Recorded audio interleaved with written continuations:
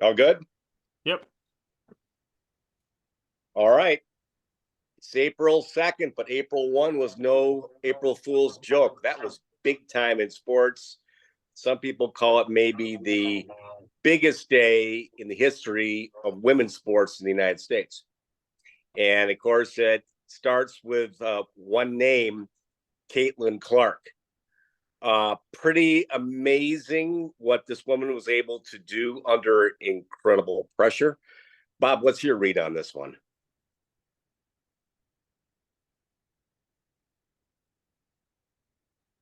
Unmuting myself. Yeah, she's really a remarkable player.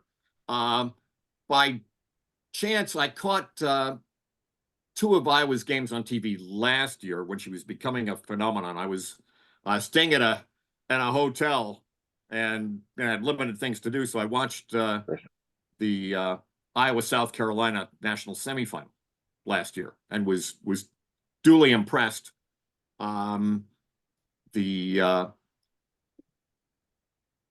She has a full skill set, which is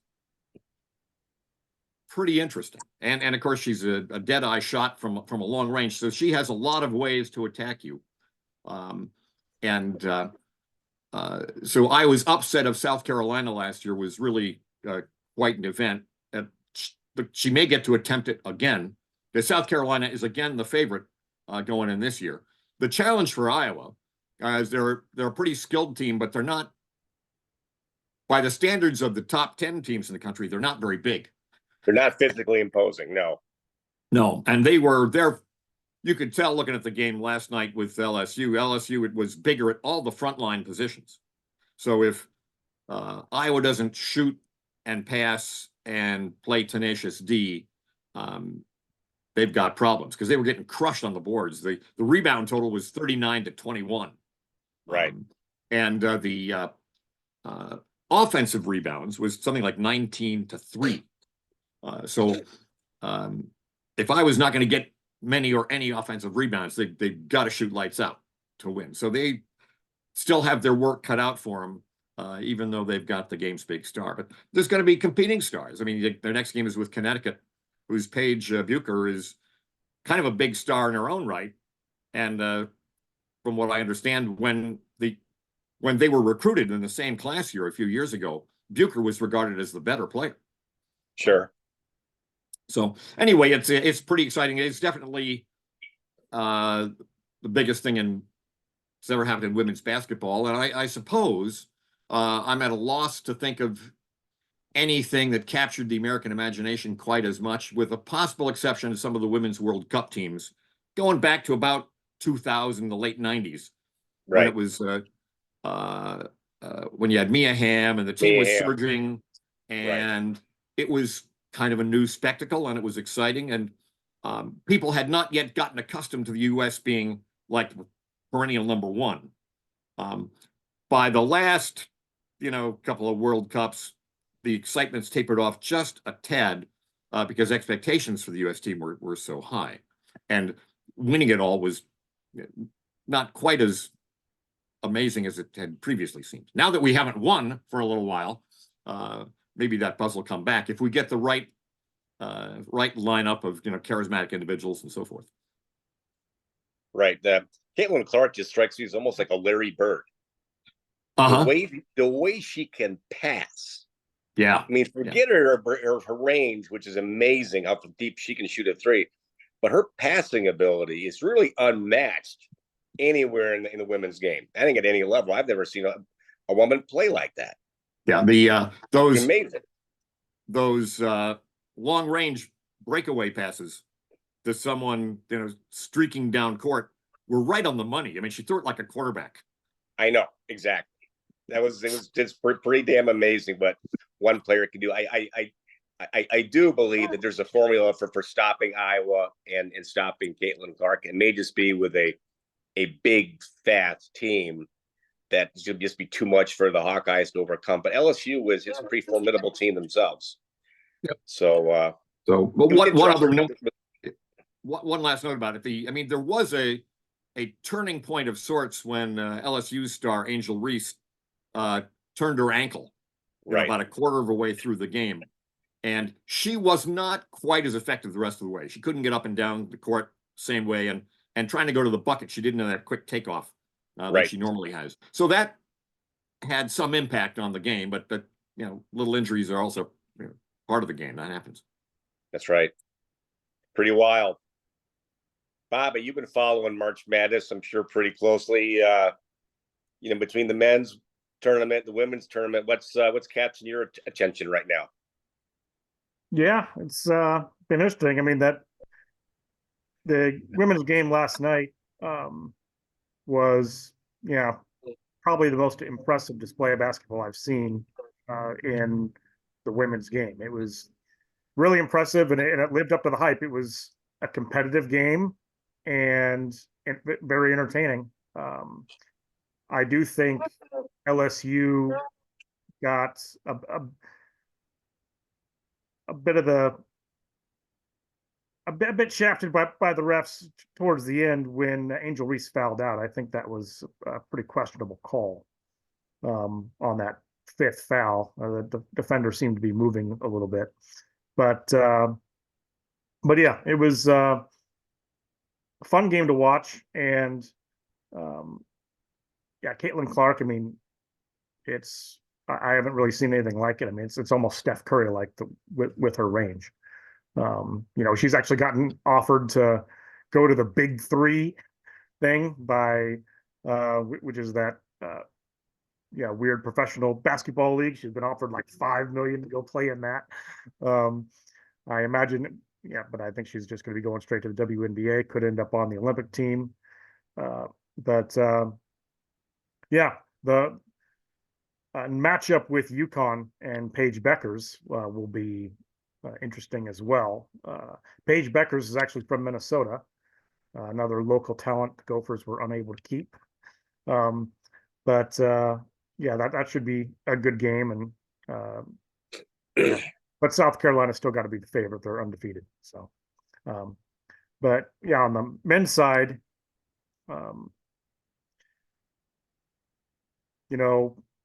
I certainly had Houston winning it all. I think if their star guard doesn't get hurt, they might be in the Final Four.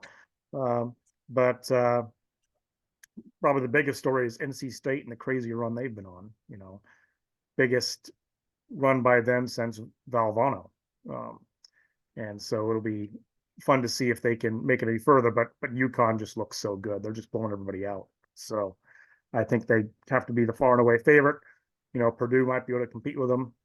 But I think UConn is definitely the team right now. It's hard to pick against them. How about you, Benny? What's your read? Well, in men's basketball, I must say I'm a little disappointed with how my bracket turned out. I thought this was the year. I'm sure everyone else did as well. Given just how brilliant it seemed on paper. Luckily, I did still beat Bobby this year, so main goal is accomplished. 2 years in a row. But yeah, so in that regard, it's doing pretty well. John, though, I'm impressed by you. I mean, you're actually could win it this year, and usually you're a busted bracket. So no, I got a couple of the Final Four teams. So it's to me, I'm feeling pretty good about things right now. Yeah, feeling pretty good. I think on the women's side, I think that the interesting thing for me looking like going forward with this.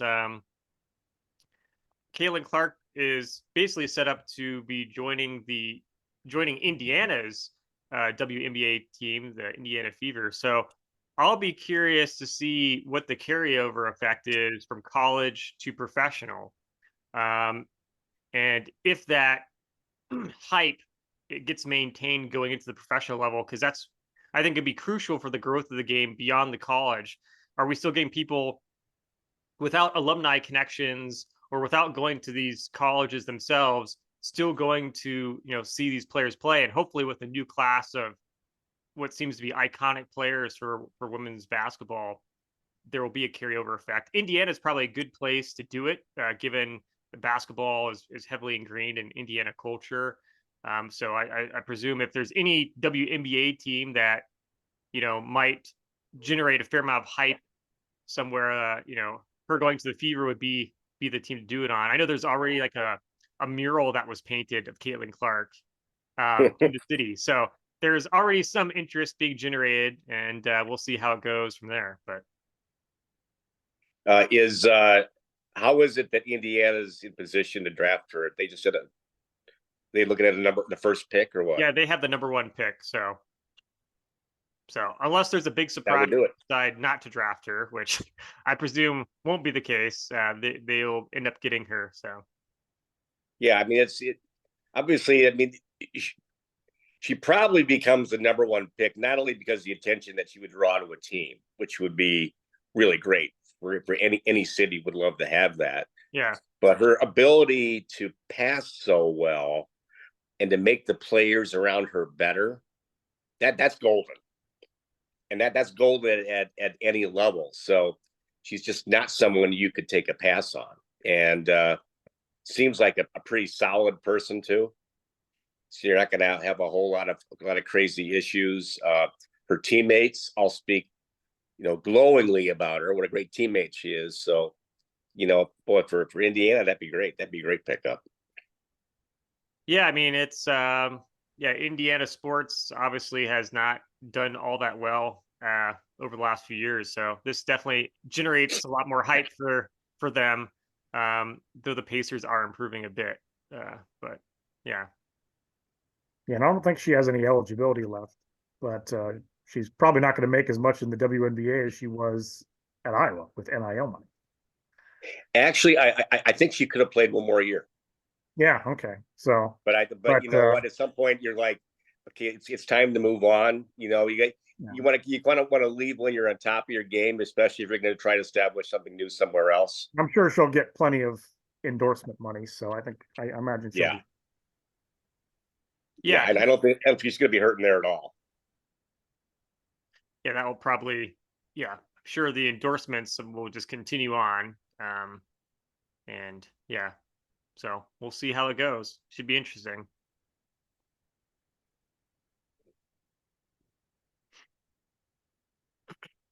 So any other big surprises you guys see happening with the men's tournament from here on out?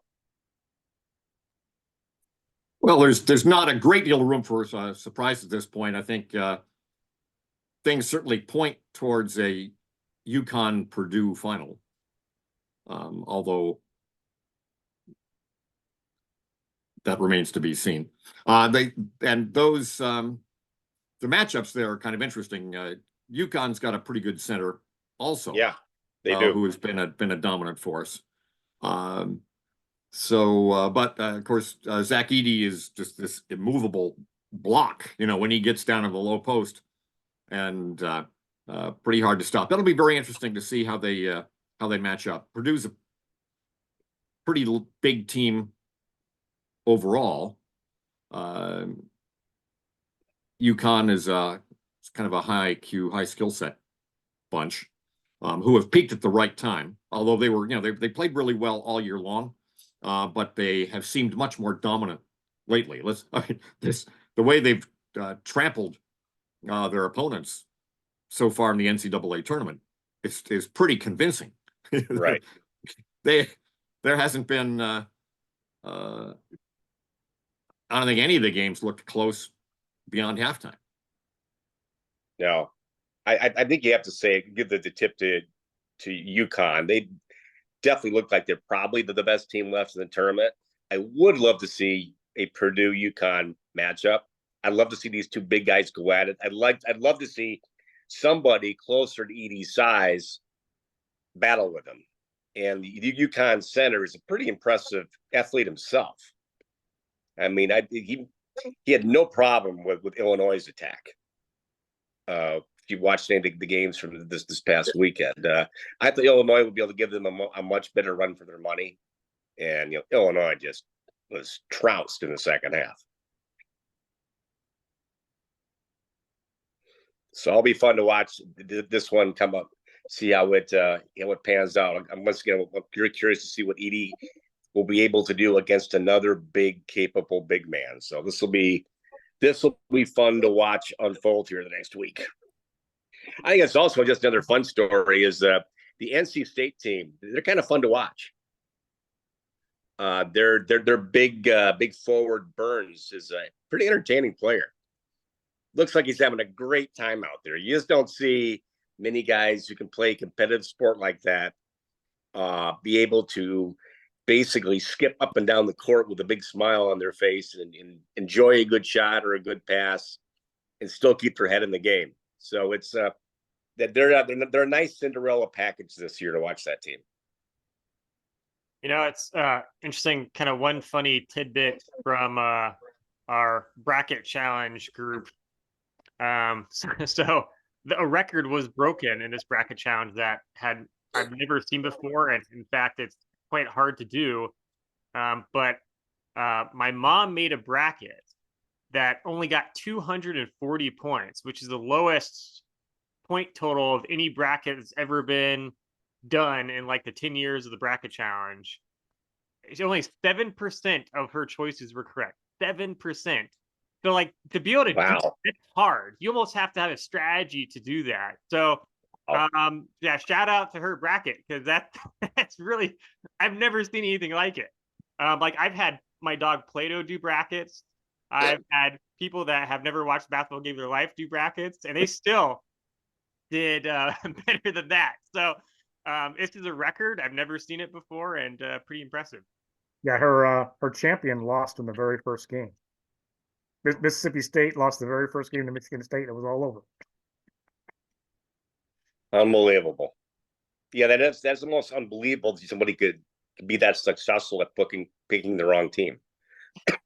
Yeah, I think there were. I think after the first round, or maybe 2 rounds, there were like 15. There were still 15 brackets in the world that had every single game wrong for like the first round or first 2 rounds, which is very difficult. That's impressive. Anything else popping up out of those brackets is particularly interesting in terms of results? I mean, there's some interesting kind of historical things I guess you could pinpoint. I mean, when we look at the bracket challenge stats historically, out of all of us, Nick and my dad are the only ones that have ever won it. Dad has the all-time record for most correct picks in a bracket challenge in our group, which actually it won't be broken. It's already guaranteed that my dad's record will not be broken this year already, since he had way back in 2021, he had 1,430 points. The max that someone could get this year would be 1,350. So just not even close, really. I would inject there, Benny, that I was so close to having an even better bracket in 2021, but Iowa lost in I believe it was a quarterfinal, in a very close game. And had they won, I would have had, I think, the final 8. Well, the other interesting thing about your stats historically is that you and Daniel Franken, shout out to Daniel. I know he's watching, I'm sure. But you and Daniel are the only people that have picked the champions twice in the bracket challenge. But you could do it a third time if Purdue wins. Yeah. I still feel reasonably good that Purdue's got a shot to beat UConn, because Purdue will present a different kind of challenge. What would be insane about that is that we've done this bracket challenge now 6 times. You would have had for 50% of the bracket challenges, you have picked the winner if Purdue wins. Yeah.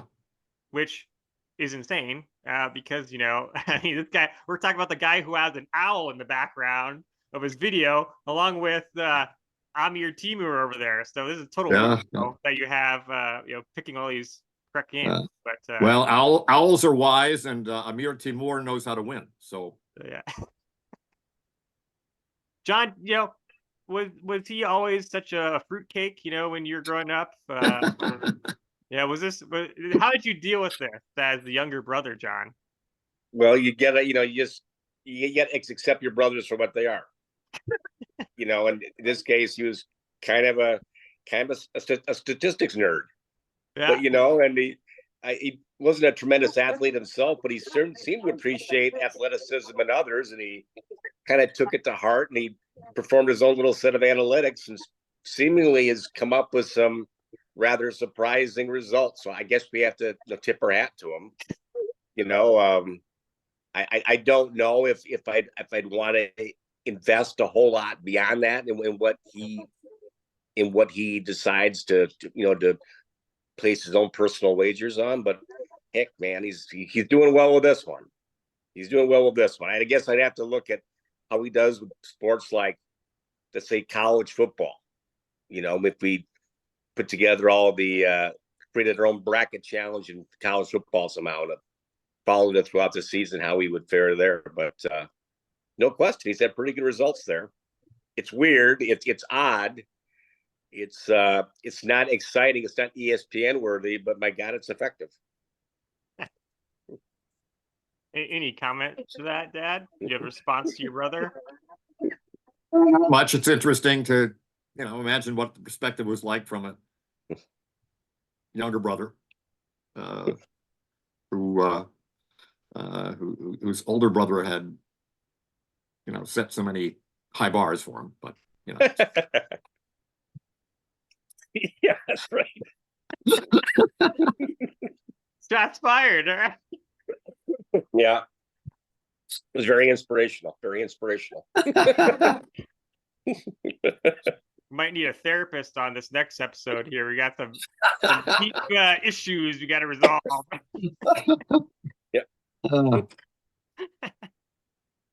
Oh my God. Well, John, I got a question. What do you take from the Badgers' early exit, and how do you project to next year? From the Badgers' early exit, I think a couple of things. One, they were fighting a lot of injuries going into the tournament. They had 4 guys who kind of barely made it to the Big Ten tournament, and they were a worn down team. I do believe, however, one of the biggest problems there, you've got a lot of some really nice ball players and some really, really good, well-intentioned, pretty focused kids. But at some level, you need leadership that gets people ready to go. And whether that's one of your key players or your head coach, somebody's got to get them ready to go. And that team was not prepared to play. When the opening tip, from the opening tip, you see the first couple of minutes, the Badgers were rattled right away. And that's got to be on your leadership. That just can't happen that way. You do have to tip your hat to James Madison. My God, they came out there in a frenzy, but they put the Badgers on their heels way too quickly. Now, where this goes from here, that'll be interesting. Badgers lose one 4-year starter, and Tyler Wall will be gone. AJ Storr, who was sort of the great athletic player who came out of nowhere, is already declared for the NBA draft and the transfer portal after just 1 year in Madison. And that's the NBA thing is totally understandable. The transfer portal thing maybe is a little disappointing, but by the same token, it's hard to recruit other transfer portal guys to replace him if they think there's a possibility he'll be coming back to Madison, right? So that's just the way it works. I think one of the key things there is, as best you can, you want guys who will develop and be patient with their development on your team, because the transfer portal thing is just it's a tough way to live. You can get some short-term gains with it, but I think over the course of time, unless you're a blue blood, it's really hard space to compete in. I think the Badgers probably have a chance to be solid next year. I don't see them being a great team, because with AJ Storr gone, he's a second level player. He is a tremendous talent who's still on a great improvement curve. Disappointed to see him leave. That's a tough one. How about Yale? And how about Yale? I kept saying Yale. That's right. That's right. Well, she called something right with those guys. I was impressed. They're very well coached, and they don't have a superstar, but they have collectively a skill set that works.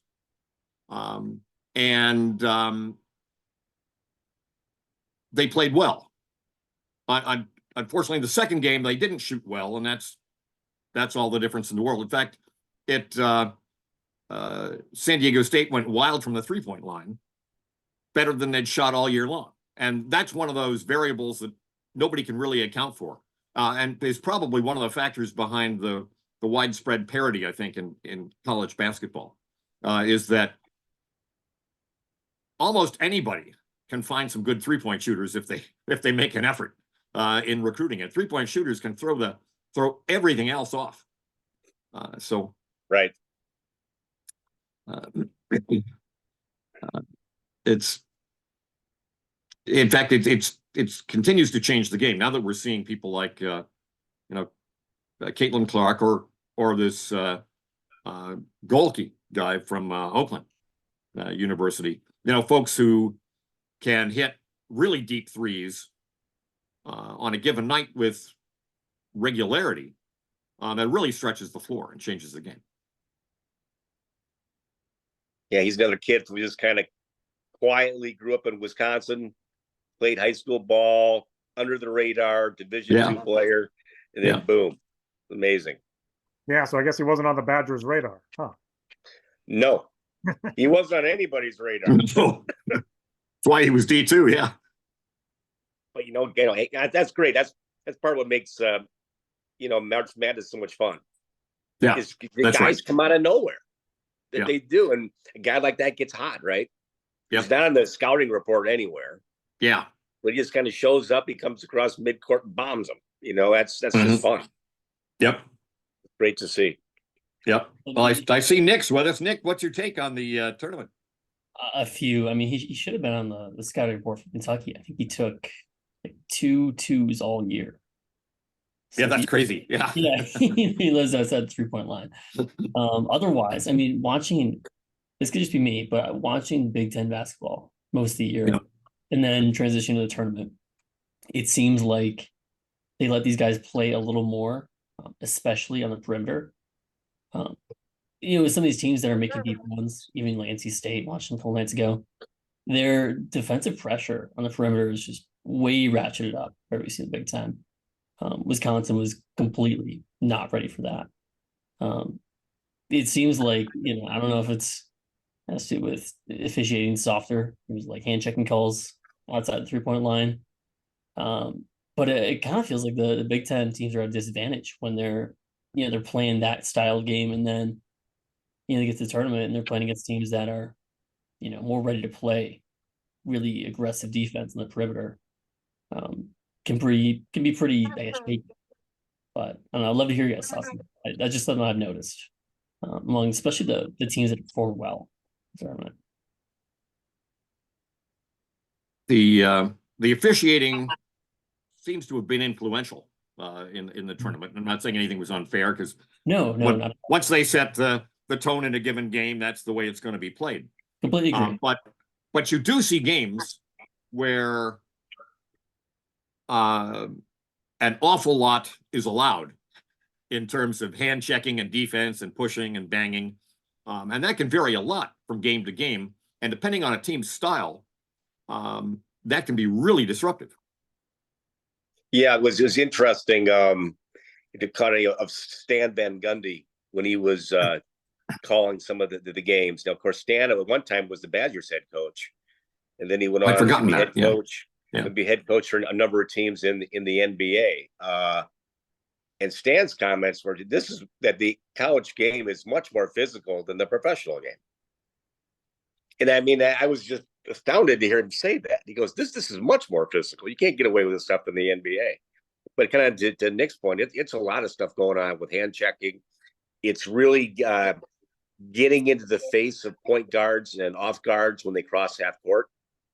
That makes for a different style of game. Certainly, I agree with Nick. That's not something you see as much of in the Big Ten, but I bet you'll see more of it now because you can really change the chemistry of a game where you really have an aggressive defense. So it's fun. It's a little different to watch, but you have to get you have to get used to it. I think in certain conferences they probably call it just a little bit differently. I had a lot of fears for Purdue actually, because I really thought that Zach Edey was getting away with all kinds of stuff, during this past season in the Big Ten, but it doesn't seem like it's affected his play at all. That like he's going to the free throw line a lot. Yeah, he is. He's not getting many. He's not getting many fouls called on him either. You're letting him play, which that's great. That's great for Purdue. I'm a Big Ten fan, so I want to see Purdue do well.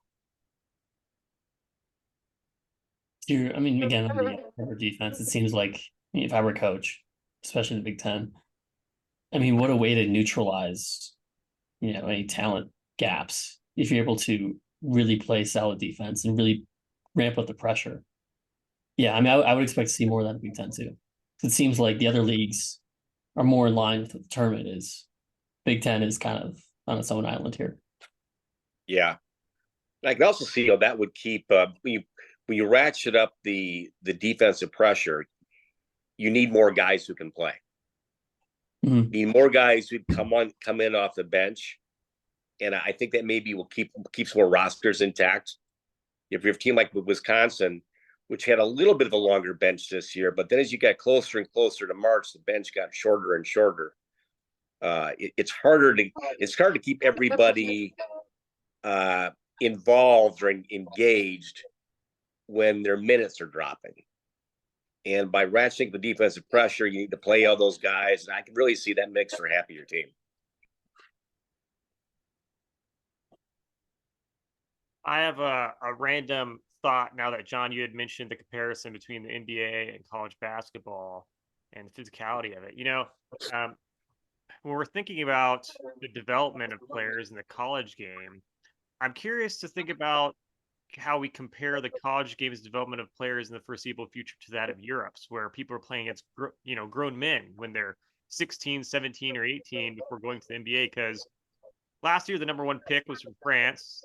This year ESPN just recently came out with in March a mock draft that showed another player from France going in the first round as the number one overall pick. And at one point, does college basketball may have an issue about whether it's putting out the creating the biggest talent, or if guys are being held back from developing because they're not playing against professional players, they're playing against college players, which may be of a lower quality than the professional basketball in Europe.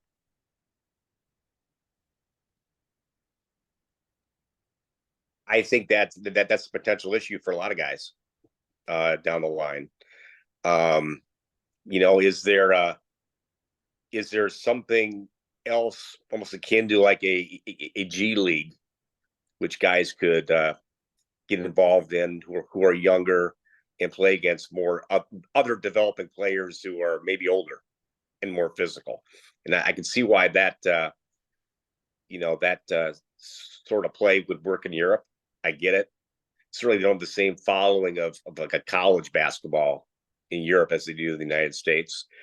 So I can certainly see that as an alternative. By the same token, I think there's room for both. Look at how many guys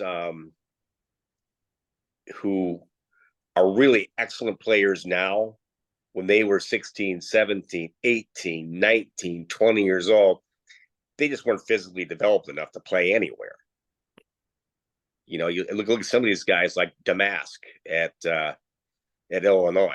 There's a guy that, once again, a Wisconsin kid that nobody in the state wanted to pick up, but he got physically bigger and stronger by the time he was age 22, 23, and now he can play probably at the professional level. He's got it all now. But I don't know if he even if anybody would have showed any interest in him 4 years ago at any level. Yeah, I think there are just some issues with the development of basketball players in the US. I think the AAU model is somewhat broken, where it's there's just so much emphasis on uh, shooting threes and playing particular styles. And in Europe, it just seems like the skill development is a lot better. I mean, you look at the NBA right now, the top players in the league, a good chunk of them are European. It kind of seems like they're taking over. I mean, like I think the last 3 or 4 MVPs are all European. So the model they have in Europe, at least from a development standpoint, does seem to be working better right now. I mean, maybe it's just a cycle, but it does seem noticeable. Yeah. Well, I think also the growth of the game in Europe has just become, way more intense than it's ever been. I think, online, I'm not sure if anyone else saw this, but I know there was like a video going around of a game in Lithuania, a pro game in Lithuania, and it was like completely insane. The atmosphere, it was like a European soccer game, but on like steroids. Like there was like fire around the stadium and smoke, just like a smog of smoke hovering around, and people like chanting the entire. Maybe it was in Serbia, but it was insane. Um, and so I don't know. I think the growth of the interest in professional basketball is going to cause, and in Europe is going to cause major issues for the United States going forward because, like everyone who's kind of dominated a sport for so many generations, you kind of become complacent and you just think that you're just going to, regardless. I mean, we always have the most sort of athletic players out there, but we're getting killed based on the fundamentals. I mean, you see LeBron James and all these other top tier American basketball players get interviewed about people like Jokic, and they're like the least athletic person I've ever seen play, but everything he does is perfect, and so it's impossible to stop him. He's so unorthodox, and you see interview after interview talking about this, and so Europe is showing that the game is not all about athleticism, but it's about the skill set you bring to the table in terms of developing skills that a lot of people take for granted if you're just focused on athletic ability. Yeah, I mean, back to the AAU point, from what I've gathered, a lot of these guys they're switching teams around so frequently just to maximize their playing time. If situations not working out for whatever reason, it seems very individual skill focused, as opposed to developing winning basketball players. I just think, yeah, if you keep that trend going in the United States, yeah, you're going to have a lot of, you mentioned, athletic, maybe individually talented guys that got a good bag of moves. But in terms of, vision and playing winning basketball, I can see us falling behind. Yeah, I mean, it seems like kind of one of the main things that we have going for us is our population size. Like if because luckily these European countries aren't big enough to produce, a bunch of different players like Doncic or Jokic who are on for different countries. So or Giannis. So I mean, it's just we're kind of lucked out that there hasn't been sort of this, uh, you know, perfect situation for one of these smaller European countries where they just happen to have a bunch of super talented people all at once. Though France, potentially, if they keep producing number one picks, could have a pretty scary team in a few years. And they did give us a lot of trouble. I remember the last Summer Olympics. So yeah, we'll see. I mean, the question will be how the U.S. responds, because eventually we will lose another gold medal, as we've done in the past. And the question will be like whether we actually take that seriously and rebound from that or not. Because I remember, there is a good documentary about how that one U.S. Olympic team that had probably like a great NBA 2K team put together, had like Allen Iverson and Tracy McGrady and all these big name players, but they, just did poorly in the Olympics because none of them could play together. And the sort of the rebound effect of a Kobe Bryant led team and how like serious Kobe Bryant took it that the United States had lost and how insulting it was that the U.S. had lost the Olympics. And like he led a team with LeBron and all these other guys to come back and win the gold medal the next time around. So hopefully there's some type of leader for the U.S. team going forward when we do lose that we're able to rebound from that, because it is starting to get worrisome when you see all these foreign players coming in, and taking over the American game. And, it's like baseball. We've already lost baseball on the international stage essentially to Japan. So it's like we lose basketball. What's happening? I've got to say, European basketball is kind of fun to watch. It's a different game. Keeping a little bit of an eye on it recently because there are a number of ex-Wisconsin guys who are having a great time in Europe. You had a couple guys who play for London, and they just love it. They're making good money. They got a good competitive team, and then you've got actually a former Badger just set the EuroLeague scoring record in a single game this past week. Nigel Hayes scored 50 points, which was a league record. I would say 50 points didn't seem that high that somebody else wouldn't have had 50 before, but nobody else had. But I agree. If you watch some of these games, the atmosphere is totally different. It is like a mini soccer environment, which I think is fun. I'd love to see a game over there just to kind of take that all in. That'd be pretty cool. Yes. Go ahead. If you asked the question of developing players, I wonder if the AAU model that we have right now is so centered on getting individual kids noticed by colleges, and a lot of these AAU coaches or maybe organizations almost serve like agents in terms of getting kids aligned with different colleges. Is that maybe the next point? You don't really create winning basketball players. You just create basketball players with a bag of skills that looks really good when you evaluate a player by their metrics. But at the end of the day, they're not really winners.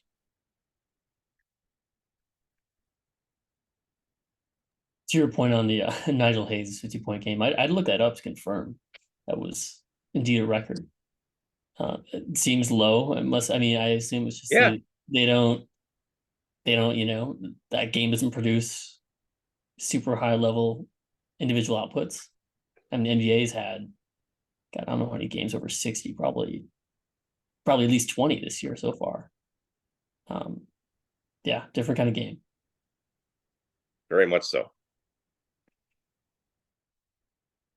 So you guys want to switch gears into golf real quick? Got the Masters next week. That's the first big tournament of the year. Defending champion Jon Rahm switched from a PGA Tour player to a Live Tour player. That'll probably bring a little bit of additional attention on him. But at the same token, you also have Scotty Scheffler, who's playing great golf right now. He's been in the hunt in virtually every tournament he's been in this year. He's got a bit of a complication this year, and then he's expecting. He and his wife are expecting this month, so that could draw a little bit of attention away there. But you guys want to quickly weigh in who you think's got a chance to win the Masters? Sure. I always go with a hot hand. I like Scheffler. I'm going to reject Scheffler this year. Last year I really had faith in him, and he let me down time and time again. Now I will never speak Scheffler's name ever as a result. Wow. But this year I've decided to pick a new favorite golfer, and I'm going to go with good old Rory. I've been following his game for a while, and it seems like I heard he got a new set of clubs that he's been working out, and I think he's inserted possibly some like AI into designing these clubs specifically for this course. Therefore, I believe he's going to win. I like Xander Schauffele. He's been due for seems like a couple decades now, at least. I think he breaks through. Bob, what's your call? Bobby or Bob? You. Yeah, Scheffler is my call. Because That's right. as Nick pointed out, he's been playing well. He's going to be probably in the hunt, and that's all you can hope for.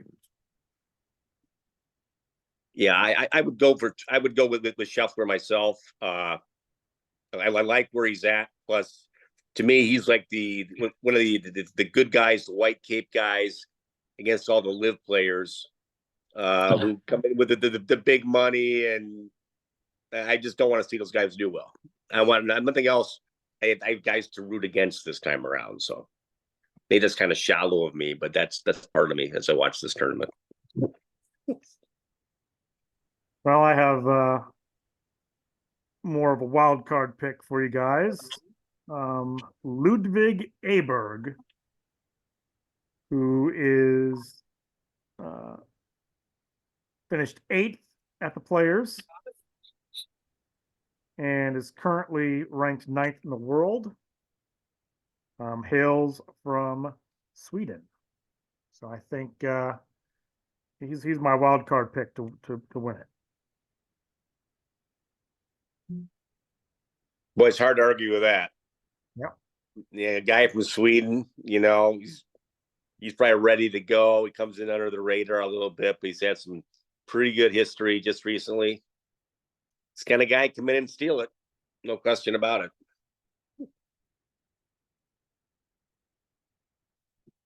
Any other dark horse favorites out there? Guys to keep an eye on? How about Sahith Theegala? He's been hanging around. Young. Was he a rookie last year? Last year or the year before. He's a very young player. Playing really well. I don't know if he was ready for that kind of stage, but I could see him be in contention. Yeah, he's got a lot of talent. Yeah. If the question is, does he have the poise to win that one yet? I know he kind of coughed one up at the end last year, a tournament that he was in. But yeah, he's got a lot of ability. Seems like a pretty good guy too.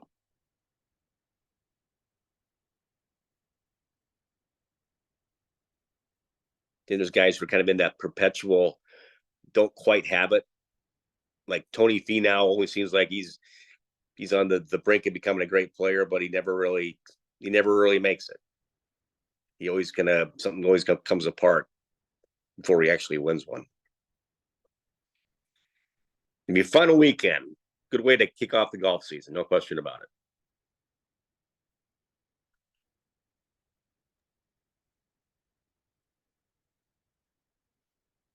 Any other sports issues people want to bring up?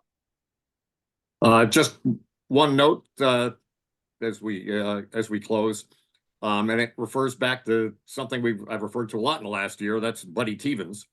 The United Football League has named their Coach of the Year award the Buddy Stevens Award, and those who are observant will see that on the back of every helmet are the initials BT. That's cool. Yeah, that's very cool. Hope that league does well.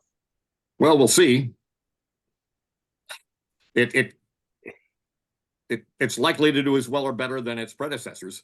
Yeah, I was going to say that's not a very high bar. I don't. I mean, it's hard to.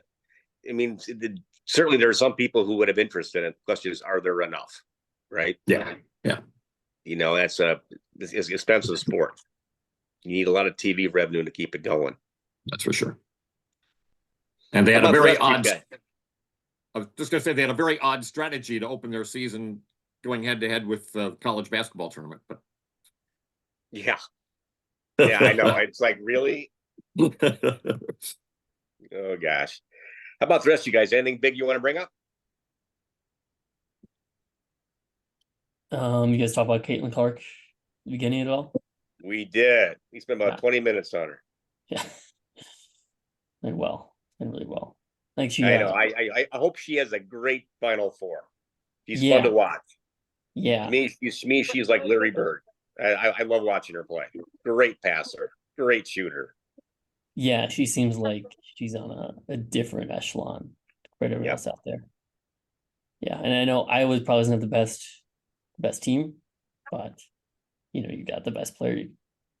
Yeah. You never know. Really pull it off. You never know if she can keep getting over for threes and drilling them.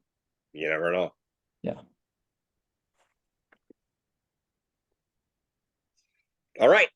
We'll call it a wrap, guys.